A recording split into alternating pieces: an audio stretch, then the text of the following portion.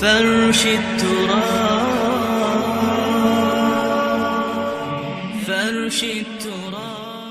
سے سیکھنے کو ملتا ہے کہ جب بھی کسی کام کا ارادہ ہو، کوئی کام کا ارادہ کرنے کا آپ ذہن بنائیں تو انشاءاللہ کے الفاظ کا استعمال کرنا یہ اللہ کے نبیوں کی سنت ہے، اللہ کے نیک بندوں کا طریقہ ہے۔ تو کہا انشاءاللہ آپ مجھے صبر کرنے والوں میں سے پائیں گے۔ یہاں مفسرین نے بڑی خوبصورت گفتگو بھی نقل کی ہے باپ بیٹے کی، کہ تفسیر کبیر میں یہ بات منقول ہے کہ جب حضرت اسماعیل علیہ السلام نے حضرت ابراہیم علیہ السلام نے حضرت اسماعیل علیہ السلام کو ذبح کرنے کا ارادہ کیا تو حضرت اسماعیل علیہ السلام نے اپنے والد گرامی سے چند گزارشات کی، کہا کہ مجھے نا رسی سے اچھی طرح باندھ لیجیے گا تاکہ کہیں میں تڑپنے نہ لگ جاؤں اور اس سے میرا اجر کہیں کم نہ ہو جائے، بے صبری والا معاملہ نہ ہو جائے اور میرا اجر نہ کہیں کم ہو جائے، تو مجھے رسی سے باندھ لیجیے گا تاکہ تڑپنے والا معاملہ نہ ہو۔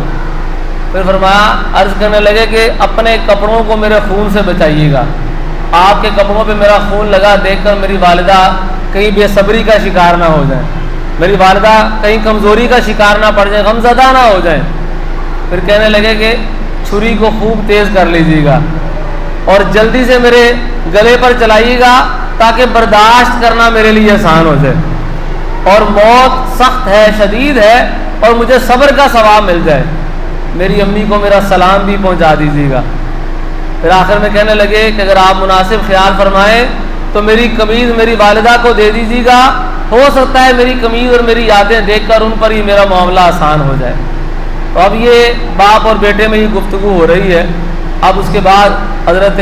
ابراہیم علیہ السلام نے بیٹے کو بوسہ دیا، باندھا، اور بے اختیار پھر آنکھوں سے آنسو جاری ہو گئے۔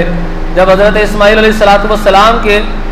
گلے پر چھری رکھی تو آپ نے عرض کیا کہ والد محترم میرا چہرہ نیچے کر دیجئے، پچھلی سائڈ سے ذبح کیجئے،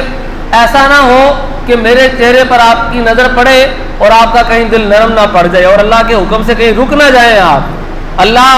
کے حکم پر عمل کرنے میں محبت کہیں آڑے نہ آ جائے۔ پھر جب حضرت ابراہیم علیہ السلام نے گلے پر چھری چلائی تو ایک روایت میں یہ ہے کہ اللہ تعالیٰ کی طرف سے تانبے کا ایک ٹکڑا درمیان میں حائل ہو گیا اور آپ چھری چلا رہے تھے لیکن چھری کام نہیں کر رہی تھی۔ اور بعض روایات میں یہی ہے کہ وہ جو جنتی دمبا تھا جب چھری چلی تو حضرت اسماعیل علیہ السلام کو فوراً نیچے سے ہٹا کر وہ دمبا چھری کے نیچے کر دیا گیا، یعنی حضرت ابراہیم علیہ السلام اپنا کام کر چکے تھے۔ وہ اللہ تبارک و تعالیٰ کی قدرت ہے کہ وہ چھری بجائے اس کے کہ حضرت اسماعیل علیہ السلام کے گلے پر چلتی وہ جنتی دمبے پر چلنا شروع ہو گئی۔ اللہ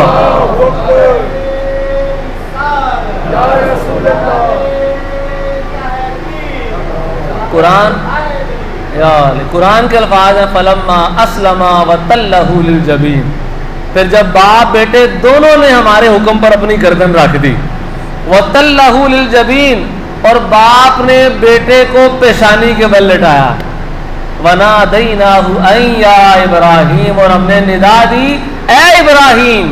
قد صدقت الرؤیا، اے ابراہیم تو نے خواب سچ کر دکھایا، یعنی تو نے کام کر دیا، تو نے چھری چلا دی۔ انا کذالک نجزی المحسنین، نیکوکاروں کو ہم اسی طرح کا بدلہ دیتے ہیں۔ ان ھذا لہو البلاء المبین، اللہ فرماتا ہے، قادر مطلق فرما رہا ہے، فرمایا یہ بہت بڑی آزمائش تھی، بہت بڑی آزمائش تھی، بہت بڑی آزمائش تھی۔ وفدیناہ بذبح عظیم، اور پھر ہم نے جو ہے وہ فرزند کو، پھر آگے فرمایا وفدیناہ بذبح عظیم،